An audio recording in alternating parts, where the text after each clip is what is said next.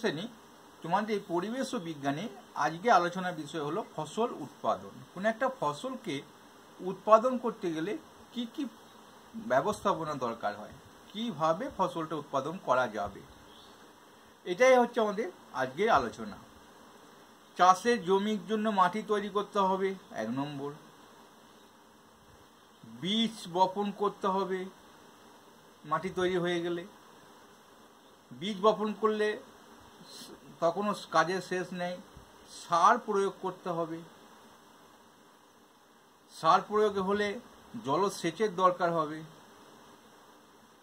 আগাছা দমন করতে হবে, ক্ষতিকারক কীটনাশক থেকে ফসলকে বাঁচাতে হবে, কীটপতঙ্গ থেকে কীটনাশক দিয়ে, ফসল তোলা এবং ফসলের সঞ্চয় করে রাখা। প্রথমে মাটি চাষ করলাম, তখন জলের দরকারটা হয়নি। বীজ বপন করলাম, তখন কিন্তু জলের দরকার আছে। সার দেবো, নিড়ানি যেটাকে বলি আমরা, নিড়ানি, সেটাকে আগাছা দমন করতে হবে, ক্ষতিকারক কীটপতঙ্গ হাত থেকে বাঁচানোর ফসল স্প্রে করতে হবে, ফসল তুলতে হবে, জল ফসল সঞ্চয় করে রাখতে হবে।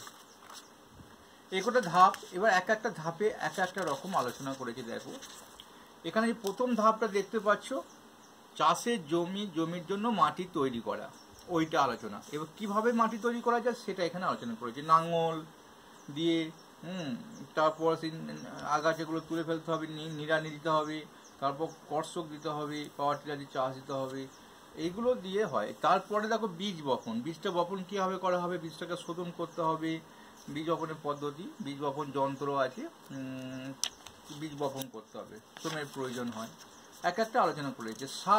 সার প্রয়োগে আলোচনা করতে এসছে আমাদের পুষ্টি উৎপাদনের জন্য বিভিন্ন রকম 2 ধরনের উৎপাদন ভালো সার, মুখ্য খাদ্য উপাদান যেগুলো খুব দরকার আর যেগুলো গৌণ অল্প অল্প দরকার, সেগুলো কোনটার মধ্যে কোনটা। আর যেমন ধর CHON, PK, MGS, এগুলো কিন্তু মুখ্য উপাদান। আর যেগুলো প্রায় 2 অক্ষরে থাকবে, Fe, লোহা, ম্যাঙ্গানিজ, এটা ম্যাগনেসিয়াম, হ্যাঁ, এটা জিঙ্ক, BMOL, Cl, এগুলো কিন্তু 2 অক্ষরে যখনই থাকবে সেটাকে গৌণ ধরে নেবে একটুখানি, শুধু Mgটা ছাড়া। চলো কোনটা মুখ্য গৌণ যদি তোমাদের অপশন থাকে তোমরা সহজে বুঝতে পারবে। এগুলো আমাদের কিছু বোঝাবার থাকে না, মনে রাখার আবার পদ্ধতি হিসাবে একটু আলোচনা করে দিচ্ছি কীরকম পড়তে হবে। সার জৈব সারও হয়, অজৈব সারও হয়। তারপর দেখো সার এখানে পটাশিয়াম, ফসফরাস, নাইট্রোজেন, এগুলো সারের কথা বলে দিয়েছি। তারপরে যেটা আলোচনা আছে সার নিয়ে হয়ে যাওয়ার পর, জৈব সার কেন অজৈব সারের চেয়ে ভালো, একটা ভালো প্রশ্ন। জৈব সার মাটির জল ধারণ ক্ষমতা বাড়ায়। জৈব সার ব্যবহার করলে মাটি রন্ধ্রযুক্ত হয়, ছিদ্রযুক্ত হয়, ফলে মাটির মধ্যে দিয়ে বিভিন্ন গ্যাসের আদান প্রদান করতে পারে। আবার দেখো মাটিতে থাকা উপকারী জীবাণুর সংখ্যা বাড়তে সাহায্য করে জৈব সার। মাটির গঠন উন্নত করতে সাহায্য করে এই সার।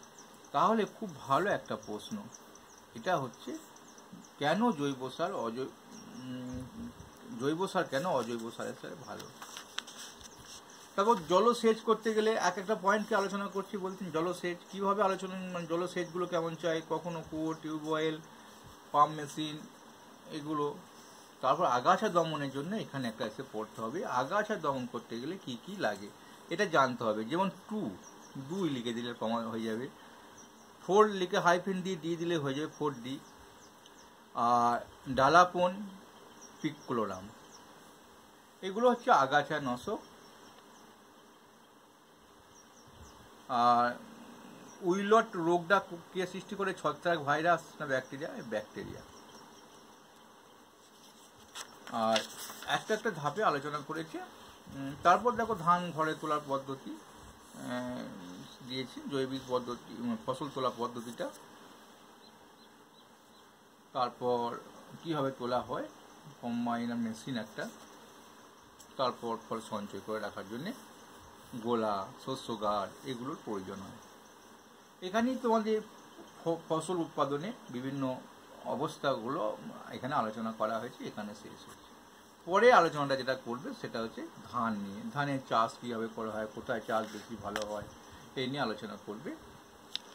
একবার পড়ে নেবে তোমরা, এটা যদি সম্ভব হয় একটা ভিডিও করে দেবো। আসলে এই ভিডিওগুলো তেমন কিছু বোঝাবার থাকে না, সিস্টেমটা দেখিয়ে দেওয়া হয় কেমন করে পড়তে হয়।